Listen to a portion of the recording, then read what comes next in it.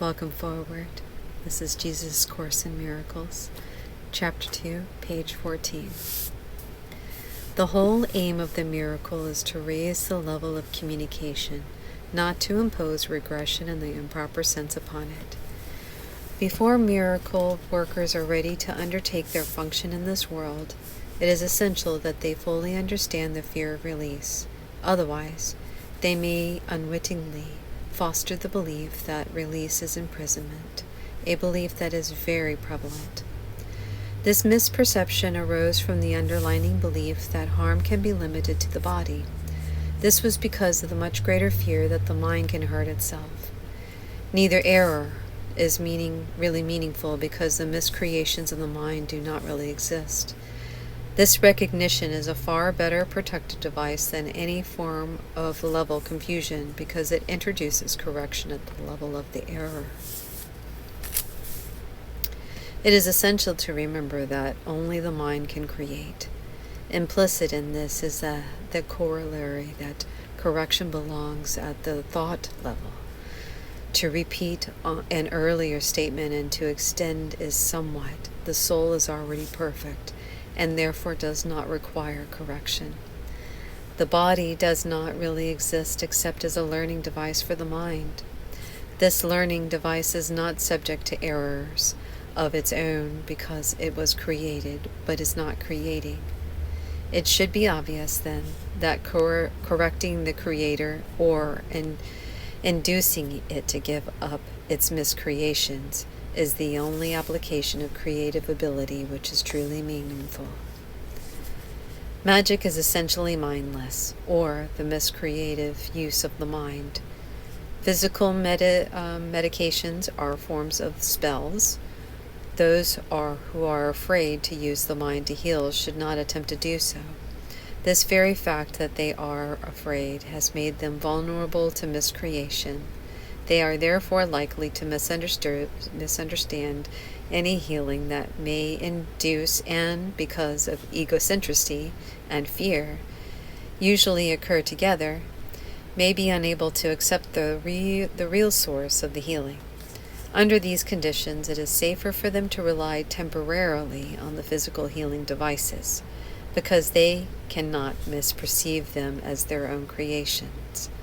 As long as their sense of vulnerability persists, they should be preserved from even attempting miracles. We have already said that the miracle is an expression of miracle-mindedness. A miracle-mindedness merely means right-mindedness in the sense that we are all now using it. The right-minded neither exalt nor depreciate the mind of the miracle worker or the miracle receiver. However, as a creative act, the miracle need not await the right-mindedness of the receiver. In fact, its purpose is to restore him to his right mind. It is essential, however, that the miracle worker be in his right mind, or he will be unable to reestablish right-mindedness in someone else. The healer who relies on his own readiness is endangering his understanding. He is perfectly safe as long as he is completely unconcerned about his readiness, but maintains a constant trust in mine. If your miracle worker propensities are not functioning properly, it is always because fear has intruded on your right-mindedness and has literally upset it or turned it upside down. All forms of not right-mindedness are the result of refusal to accept the atonement for yourself. If the miracle worker does accept it, he places himself in position to recognize that those who need to be healed are simply those who have not realized that right-mindedness is healing. The sole responsibility of the miracle worker is to accept the atonement for himself. This means that he recognizes that the mind is the only creative level and that its errors are healed by the atonement. Once he accepts this, his mind can only heal.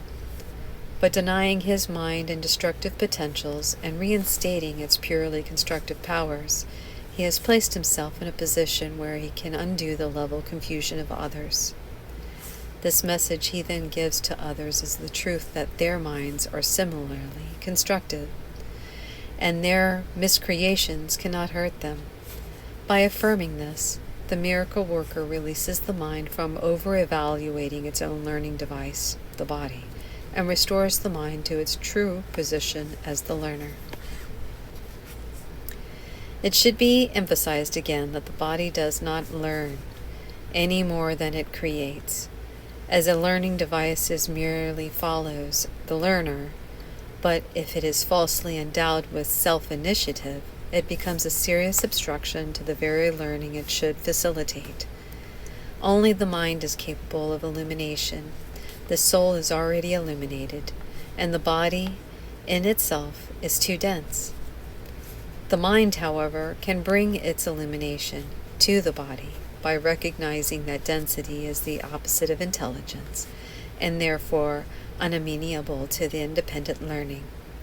It is, however, easily brought into alignment with the mind which has learned to look beyond density towards light.